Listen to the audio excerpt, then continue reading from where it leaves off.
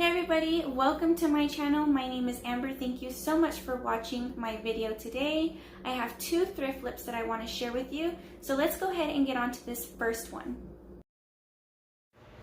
Okay guys, so this first thing that I found was this pretty large tray and it was $4.99 at Goodwill. And it's very sturdy and pretty heavy. So I definitely picked this up, excited to figure out how to vamp this up. So the first thing I do is take Lysol wipe and give this a very good cleaning. It was really dusty and dirty. So I make sure to go around all of it, front and back, and clean it really well. Once this is dry, I am going in with Cashew from Waverly. And I give this a complete coat, let it dry, and then give it a second coat. So it took 2 coats to cover all of this design up. And then I will use Antique in Waverly to distress this and give it a little more dimension, and you'll see that in a little bit. I work on this tray in sections, so I do the whole top part first, and then I will set that aside and let that dry, and I go ahead and move on to making my bag that I'm wanting to make. And I'm making it out of some burlap that I've had left over. This burlap roll came from Walmart. I'm using one of these Dollar Tree Valentine's bags they had just for reference of how big I want to use or how big I want to make my burlap bag. So I just fold it over and then I'm cutting that down. And then I'm trimming off any excess on the sides.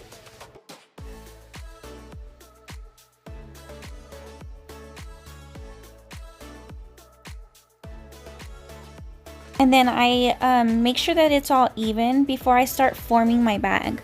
Now when I form my bag, I kind of want the bottom portion to be smaller and more tucked in, I guess. You'll see what I'm talking about.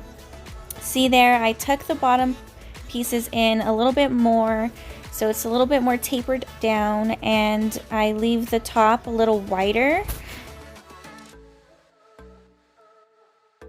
And once I have that formed the way I want it to be formed, I just go in with some hot glue and glue that together.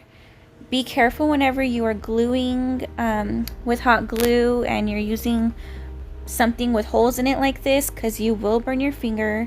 I just use extra safety with that. Please don't burn yourself, guys, because it hurts.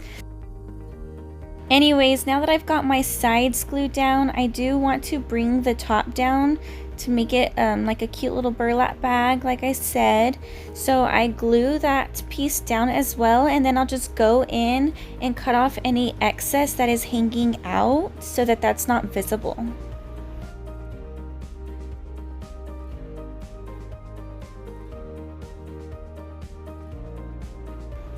Alright, so now that we have the base of our bag made, this is where I am going back to my tray. So I grab that and I'm going to go ahead and give the bottom part and all of the sides a complete coverage of that same paint. It was Cashew from Waverly. And yeah, so I just make sure that that's completely covered. And like I said, it did take 2 coats to get this tray completely covered to where you couldn't see the yellow or design anymore.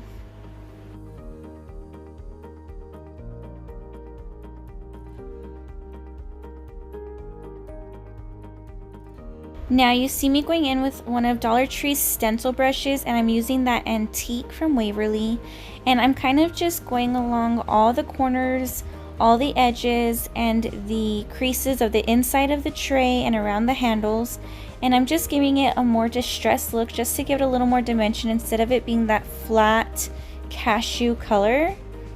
This is total preference. You can paint your tray any color you want, distress it or not distress it, completely up to you.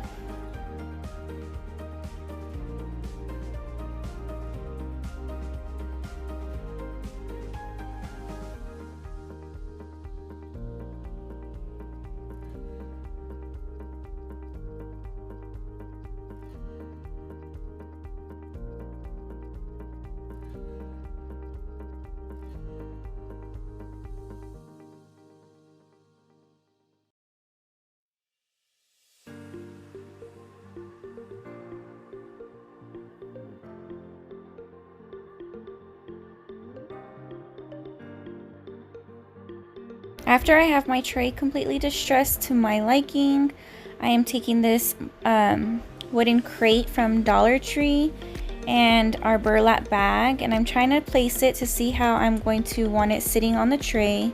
And I do go and take that box and paint it with the Waverly, and I paint all of the outsides and the bottom of this. I don't worry about the back side that will be glued down to the tray, and I don't worry about the inside. If you want to paint the inside, that's completely up to you. It just didn't really matter to me since it will not be showing.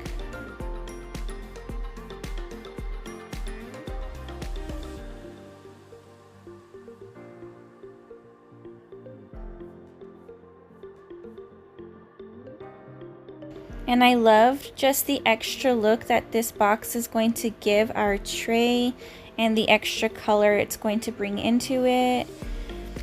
Now I'm taking some of the extra burlap that I had and I'm just stuffing our bag with it just so that when we put in some of our florals, it looks a little more full. Now we're going to be taking florals that I got from Dollar Tree, and I got some orchids and fern. And I cut down my orchids a little bit to fit into my bag better, and then I just piece apart the fern, as you see here, pulling all the leaves off the stem.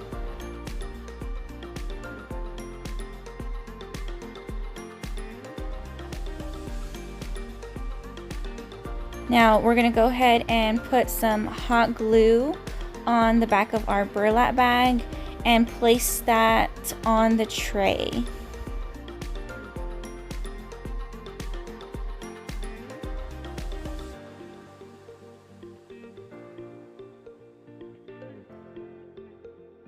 Now all we gotta do is take our florals, whichever florals that you like, and arrange them in our little bag. And I will definitely be changing out the florals as the seasons go by. That is what is so fun about this. You can keep it up and just keep changing out the florals and greenery that you have in the bag.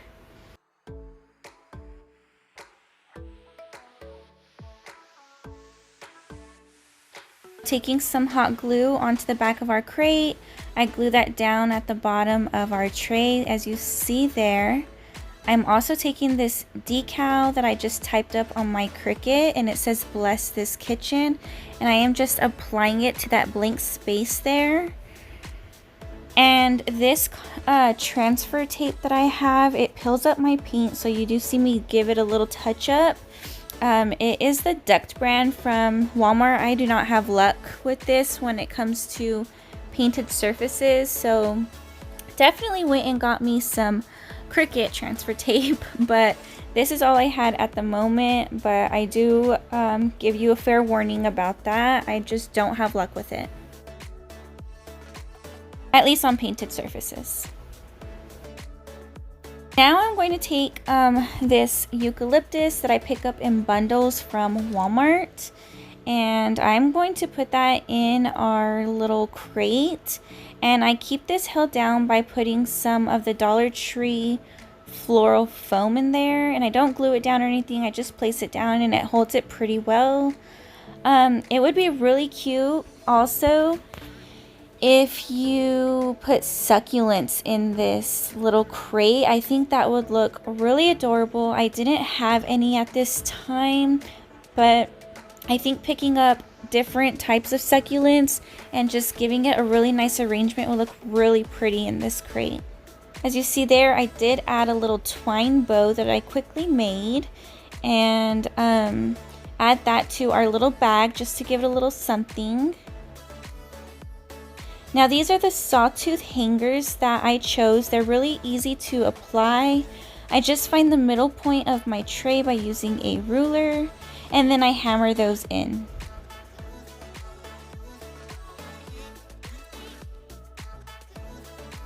I should have done this before I applied all my decorations, but I just like to make things a little hard on myself. But yeah, definitely do that before you add your decorations to make it easy on yourself.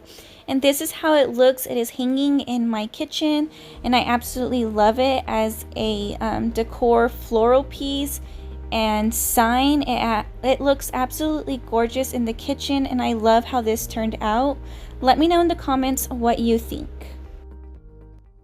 Hey everyone, so I wanted to hop on one more time and say how much I appreciate you all watching my video. If you are enjoying these thrift flips, please don't forget to hit that subscribe button down below and give this video a big thumbs up. At the end of the video, definitely let me know which one of the two you love the most. I also wanted to mention that this challenge is hosted by Savannah with Savvy Crafts with Savannah and Shayna with Robinson's Repurposing. They have been so great and fun to work with, and I will leave their channels linked down below so you can go check them out.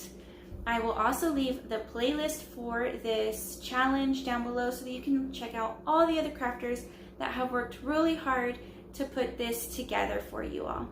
We really hope that this has inspired you to thrift some items that maybe you have around the house or some items that you find at the thrift store. Repurpose them and make them beautiful again. With all that being said, let's go ahead and get on to this second thrift flip. Okay, so this next thrift flip is a bread box that I found also at Goodwill, and it's in pretty rough shape. As you see, it is disgusting and dirty, so we're going to give this a really good cleaning. This was also $4.99. Again, I'm using some Lysol wipes, and I am just cleaning this really good, guys, because it was disgusting. And I know it can gross you out, but it really does come to life when I'm done with it, and I absolutely love the ending project. So definitely just keep on watching, and if you're doing a thrift flip, get past the grime and grossness of it and just turn it into something beautiful. It's definitely worth it.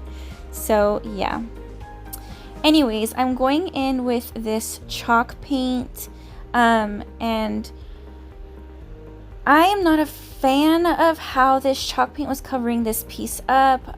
It did take 3 coats, so this first coat I'm going in with a Dollar Tree brush. Maybe if I got a chalk brush or a brush that's meant for chalk paint, it would work better, but I don't have one right now. So I was using this brush, and I gave this piece its first coat, and then you want to completely let it dry before you go in with your second or third coats.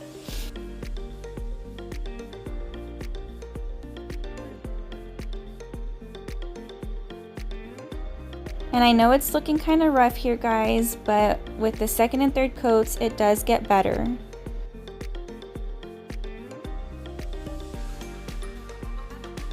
So I want to show you with the second and third coats, I do go and switch to a sponge brush, and I want to make sure that I am completely going in the same direction and getting a smooth final look when it comes to this paint. So I'm really trying to go on lightly and just get all my lines going in one direction and making sure that I don't have any drips or anything gunking up anywhere, so that our final product will be flawless. So you really want to be careful with that. Make sure you don't have anything drooping on the sides. If you do, smooth it out quickly so that it doesn't gunk up and stay that way. I really like the way that the sponge brush gave the final finish, so I did do the third coat with that brush as well. For the inside, I'm doing the same thing, and I'm taking my paintbrush and giving it its first coat, and then I'll finish it off with that sponge brush. So I worked in sections with this, since it's a large piece and many parts to it. You just take your time, work in sections the best you can. For these creases in between the wood, I take a flat brush and just drag it out in there, making sure to get all of those creases covered up, and that seemed to work pretty well. For the inside part, that bottom inside part that you see brown right now, I'm going to take my measuring tape and we are going to cover that up. So I wasn't too worried when I got paint on the sides, because you can use contact paper or any shelf liner that you find and like to cover that up, I couldn't find contact paper that I liked, so I did take this fabric top liner, measured it out to what I needed it to be, and cut that to fit into our little space. And I just used some hot glue, which you'll see me do in a moment, working in sections. Take your hot glue and glue it down, and it's working and functioning perfectly fine just that way.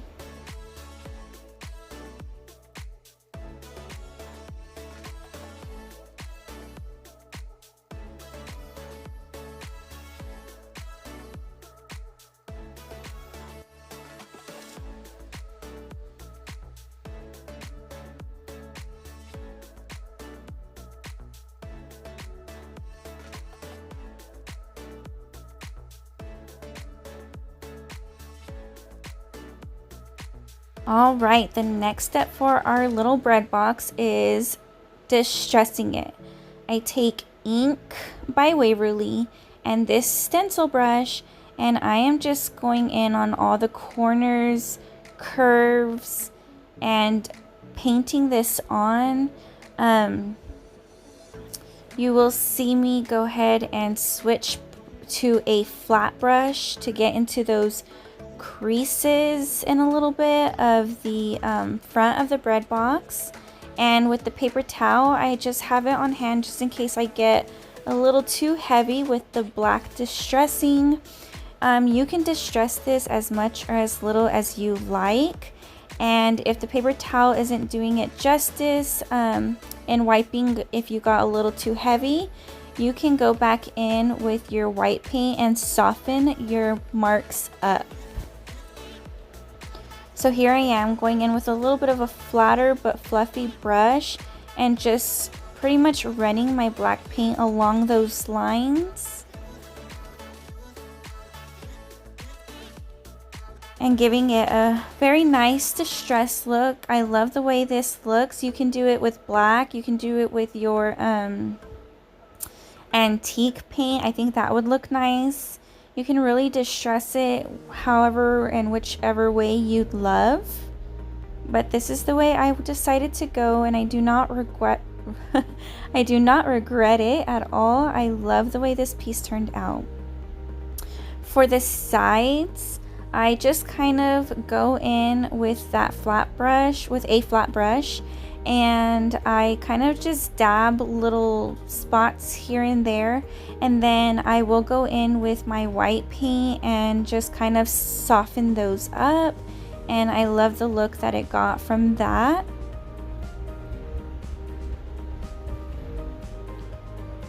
Now I created this little stencil on my Cricut, and it just says bakery with a rolling pen, and it says bread, pies, cakes, pastries since 1956. And I'm going to completely smooth that on. You want to take your time. You really want to get all those little pieces down and smoothed onto your surface so that when you peel up your transfer tape, it doesn't come up with it. If you notice it is coming up with it, just stop and go ahead and smooth it down some more until it sticks to your surface. Now I am taking the time to really smooth it all out, push down every single bit and letter so that none of my paint bleeds in. And I'm taking this cosmetic sponge and Waverly's ink again, dipping that sponge in there, and then dabbing off the excess onto my brown paper that's underneath this piece. And I slowly build this up, and I try not to go in with too much pressure at all. And I'm dabbing this on there. I really just lightly build this up, not pushing down too hard at all. And once I get to each letter, I smooth out the letter first and then dab on my paint.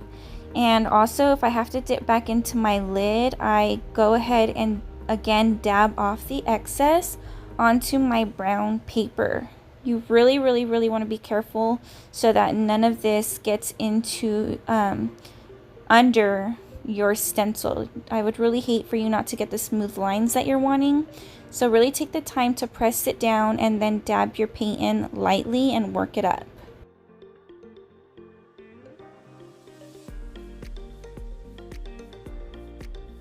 I gave it about 5 minutes to dry. It's chalk paint, it didn't take long at all. And then I remove my stencil. And then I go in and weed out all the little pieces to our words. And I left that in to show you all, just so you can see the clean lines that it gives. And it does pay off to be patient, rub each piece down as you go along and paint it. And I also just find it satisfying to see the letters come together when you weed everything out and how it looks. I love when people leave it in their videos, so let me know down below if you like that satisfaction or if it's just me. Alright, so I am going in with this vinyl piece, and it says baked fresh. I couldn't figure out how to get it like embedded with my little rolling pin, so I just use it as a vinyl decal and add that to my rolling pin, and it works fine, but that is the only piece I use as a decal. And this is how it turns out. I have my bread in there. I love the shelf lining that I picked out and the decal and the whole distressed look. Let me know down in the comments which one of these two you love the most. Don't forget to give this video a thumbs up and hit that subscribe button. And I will see y'all with another DIY next Wednesday. Bye!